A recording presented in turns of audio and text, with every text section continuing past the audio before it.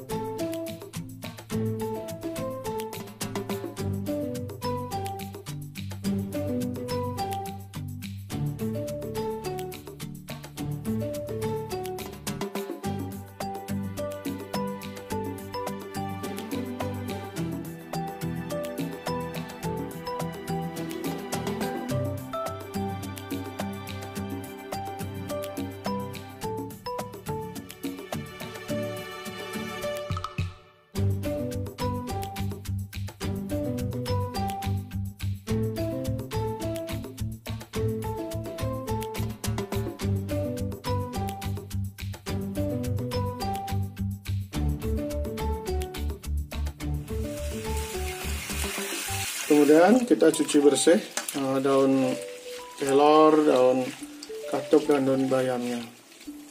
Ya, ini bisa dicuci 2 atau 3 kali ya, biar untuk memastikan bahwa daun-daunnya ini sudah bersih. Nah, berikutnya adalah kita akan memasak sayur kelor ini.